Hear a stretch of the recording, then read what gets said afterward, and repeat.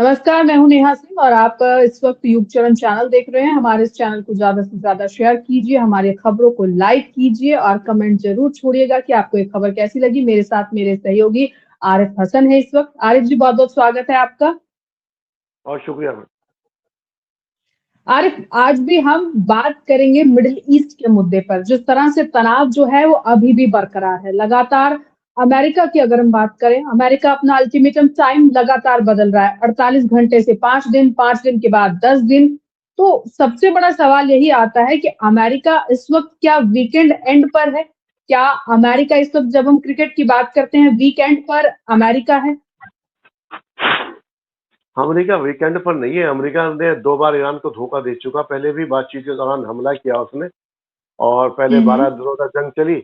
जब इनके इंटरसेप्टर हम्म। खत्म होने लगे तो उसके बाद उसने हम्म। फिर एक समझौता किया। उस वक्त ईरान की गलती ये थी कि वो मान क्यों गए, क्योंकि उस वक्त भी उनको हम्म। अपर हैंड था उनका। अभी भी इस वक्त जी। ये फिर दोबारा जंग शुरू हुई, इसके अंदर भी बातचीत चल रही थी। ओमान कह रहा था सब कुछ ठीक ठाक चल रहा है, कि आगे हम हम्म। बातचीत करेंगे, लेकिन फिर अमेरिका ने इजराइल के कहने पर हमला कर दिया। अब यही इसी जी। उसमें अभी रात रात ये खबर आ रही है कि हम्म। रात में ऐसा हुआ है कि अमेरिका कह रहा था बातचीत हो रही है और 10 दिन का टाइम बढ़ा दिया गया, और रात कुछ मरीन कमांडो खर्ग, जो आयरलैंड है उसका, जो सबसे एक महत्वपूर्ण आयरलैंड है जिसके ऊपर 90% ज्यादा तेल जो है ऑयल उसका ईरान हम्म। का सप्लाई होता है दूसरों कंट्री को। वहां रात के अंधेरे में उन्होंने मरीन कमांडो उतारने की कोशिश की है, लेकिन हम्म।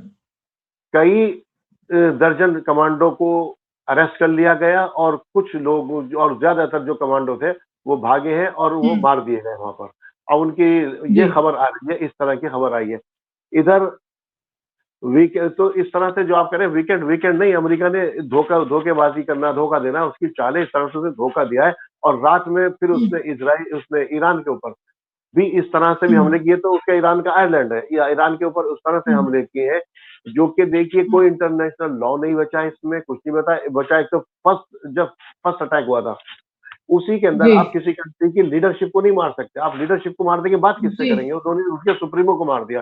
रात भी इसने, जी। या आपकी पानी पानी की फैसिलिटी है, इलेक्ट्रिक फैसिलिटी है, वहां पर हम्म। आप अटैक नहीं करेंगे। रात भी उनका जो सबसे हम्म। बड़ा पानी का पावर वो प्लांट है, उसके ऊपर इसने अटैक किए, इजराइल ने और अमेरिका ने मिल करके, जिसके जी। जवाब में ईरान ने तेल अवीव के ऊपर बहुत जबरदस्त अटैक किए हैं, और उधर से हम्म। सऊदी अरब पर भी अटैक किए हैं, जिसके अंदर रात में सऊदी अरब पर जब अटैक हुआ तो सैटेलाइट से पिक्चर जारी की गई है कि पहले जहाज खड़े हुए और वो कई जहाज उसमें हम्म। तबाह हो गए हैं। हालांकि अमेरिका ने यह माना जी। कि उस जहाजों को नुकसान पहुंचा, और करीब 12 फौजी या 10 फौजी उसके मारे गए या जख्मी हुए हैं। उधर हिजबुल्ला हम्म। एक्टिव हो गया। हिजबुल्ला ने उसमें और रात में जब उस पर अटैक किया, ये लोग जब साउदर्न लेबनान की तरफ घुस रहे थे, इजरायली फौजी, हम्म। क्योंकि हम इस सब जी। चीज के बीच में एक हमारी बातचीत के बीच में सबसे बड़ी चीज रह जाती है लेबनान, और ये उधर लेबनान के हम्म। अंदर घुस रहा है, जो लेबनान के अंदर भी है, और कब्जा करने की कोशिश कर रहा है इसराइल। तो लेबनान ने भी जी। जबरदस्त अटैक किया, और लगभग करीब 10 से 12 टैंक उसके उड़ा दिए, और वहां पे कई सौ हम्म। फौजियों के जख्मी होने की खबर है। इधर सबसे बड़ी खबर जो आज की है वो एक और है, जिसने सबको चौंका दिया अचानक, कि अमेरिका भी हम्म। स्टंट रह गया इसके लिए, कि उधर हूती, हम्म। क्योंकि अमेरिका के साथ एक हम्म। मुआहदे में थे, हूती ने आज इसराइल के ऊपर मिसाइल दाग दिया। अब हूती का हम्म। मिसाइल दागने का मतलब ये है हम्म। कि अभी तो स्टेट ऑफ हुर्मुज बंद है, अब आपका रेड सी भी हम्म। बंद हो गया। अब रेड सी भी बंद होने के कगार पे पहुंच गया, तो दुनिया की 50 to 60% एनर्जी जो है वो बंद हो जी। गई, और दुनिया में त्राई त्राई और क्राइसिस के अलावा आने वाले दिनों में कुछ नहीं मिलेगा, अगर इस जंग को का जल्दी खात्मा ना किया गया। जी ना। हम्म। अरे लेकिन सोशल मीडिया पे दो तस्वीरें आज काफी वायरल हो रही हैं।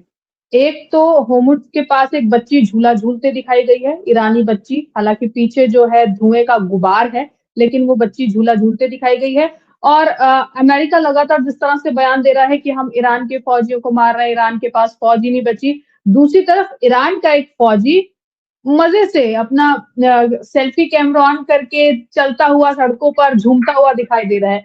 ये दो तस्वीरें ईरान क्या दिखाना चाह रहा है अमेरिका को या पूरे वर्ल्ड को? अमेरिका इन दो तस्वीरों के जरिए क्या संदेश दे रहा है? देखिए, ईरान का मैसेज साफ है।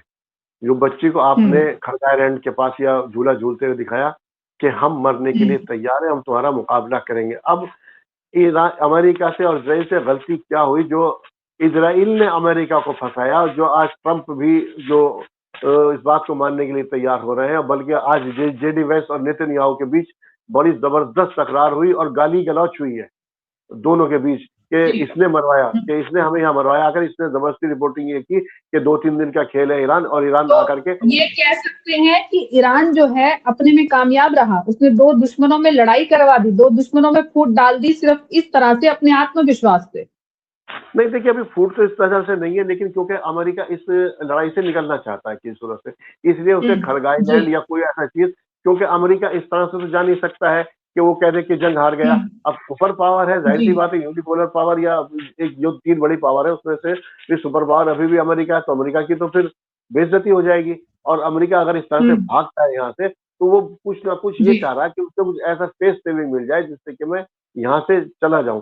तो अब इसलिए जी। जेडी वेंस उस वक्त भी जब हमला हो रहा था, तो जेडी वेंस उस वक्त भी कन्विंस नहीं थे, ये जो है, जो उनका वाइस प्रेसिडेंट है, लेकिन ट्रंप के साथ थे वो, क्योंकि जाहिर सी बात है प्रेसिडेंट है, मुल्क के साथ भी कोई इस तरह की बात है। तो इस तरह के बीच में तकरार जरूर में हुई है, लेकिन अभी भी इनका एम वही है कि इस सूरत से फेस टीम चाहिए। इसराइल का एम यह है कि अमेरिका किसी सूरत से यहाँ से निकलने ना पाए। वो इसराइल क्या चाहता, इसराइल चाहता मैं साइड में बैठूं, अमेरिका मेरी जंग लड़े, अमेरिका बर्बाद होता हो, उसे कोई परवाह नहीं अमेरिका की, उसे अपने यहाँ, क्योंकि इस वक्त इसराइल भी बर्बाद हुआ है, ऐसा नहीं है। देखिए अगर तबाह ईरान हो रहा है, इसमें कोई शक नहीं, तबाह हो रहा है ईरान, लेकिन ईरानी जी अवाम बिल्कुल। जो है या ईरान जनता जो है उसके हौसले बुलंद है। और उन्होंने क्या कर दिया, इसने हमला करने के बाद, वो एक ऐसी कौम है जिसमें पहले थोड़ा सा बिखराव था, वो उसमें यूनिटी पैदा कर दी, और वो अब उनको जिनका मुकाबला उसकी 10 या 20 लाख आर्मी से नहीं है, अब वहां की 10 करोड़ आर्मी बन चुकी हो। उससे मुकाबले या तो आप सबको मार दीजिए, और उनके अंदर कुर्बानी का जज्बा बहुत बड़ा है। तो इसराइल ये चाहता है मेरी लड़ाई अमेरिका लड़े, और दूसरी बात ये अरब जो ईरान जो जी। फायर कर रहा जी। है, इन अरबों के ऊपर जो रॉकेट फायर कर रहा है, वो ये चाहता है कि अरब भी बर्बाद हो जाए। फिर इसमें वो अकेला जी। सिंगल प्लेयर रहेगा, इस खित्ते का या इस खाड़ी का अकेला सिंगल प्लेयर रहेगा, उसे कोई टोकने वाला नहीं होगा, वो जो चाहे वो करे। जी ना। जी। लेकिन जिस तरह से मैं इन तस्वीरों का ज़िक्र कर रही थी, एक वीडियो का और मैं ज़िक्र करूँगी आपके सामने। उस वीडियो में जो ईरानी नेता हैं, वो साफ तौर पर कहते हैं कि इंडिया में जो हम तेल या गैस जो भेज रहे हैं, वो सरकार की वजह से नहीं भेज रहे हैं, वो हम भेज रहे हैं मुल्क के जो लोग हैं, जो अक्सर हमें अपना प्यार दिखाते रहे हैं, हमारी मदद करते रहे हैं। लेकिन इस वक़्त जो हमारी गवर्नमेंट है, वो तो अपनी वाहवाही लूट रही है। जो बाकी जो चैनल्स हैं, वो तो सरकार की वाहवाही कर रहे हैं। मैं भारत का ज़िक्र थोड़ा-सा इसलिए करना चाहूँगी क्योंकि इस लड़ाई में कहीं न कहीं आम लोगों पर, भारतीय लोगों पर भी इम्पैक्ट पड़ रहा है। भारत क्या, पूरी दुनिया की जो इकोनॉमी है वो हिल गई है। भारत बिल्कुल। से क्या हुआ है कि भारत से ही मिस कैलकुलेशन हुई। भारत को भी ये समझा दिया गया है, मोदी जी को ये समझा दिया है कि ईरान 3-4 दिन का खेल है, और यहाँ पे फिर सत्ता परिवर्तन हो जाएगा, सब मिल बांट करके खाएंगे, ऐश करेंगे। मोदी जी चले गए कूद करके वहां जी। पर इसराइल। इसराइल जाने का मतलब हुँ। क्या हुआ, और जो अभी वाकई में हकीकत बात ये, जो उसने 2-3 टैंकर, 5-7 जो भी टैंकर आ रहे हैं, मुझे नहीं मालूम, इससे पहले 2 टैंकर आए थे, अभी भी कुछ टैंकर आए हैं।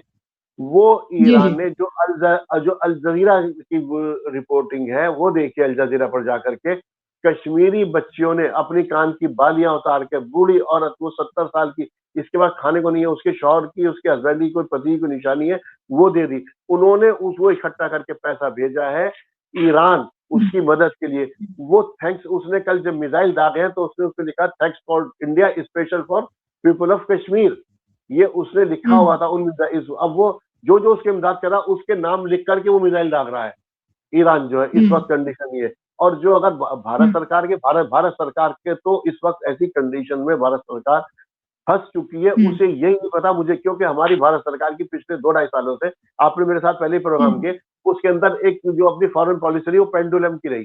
पहले आप वेस्ट के साथ चले गए, अमेरिका के साथ झुक गए, इतना चले गए कि जिसकी कुछ हद नहीं। जब अमेरिका ने बहुत ज्यादा आपको आंखें दिखाई, आपने जाने की कोशिश की कहाँ, चाइना की तरफ। और जब आप चाइना की तरफ गए, जब वहां से आप थोड़ा सा मिला कि वहां से वहां भी आपकी दाल निकली, जबकि चाइना ने ऑपरेशन सिंदूर में पाकिस्तान की खुलेआम मदद की थी। जब भी हम चाइना बिल्कुल। चले गए, अब चाइना से नहीं मिला तो फिर आप रूस के पास है, फिर आप रूस को भी नाराज कर दिया, अब फिर आप वेस्ट के पास चले गए।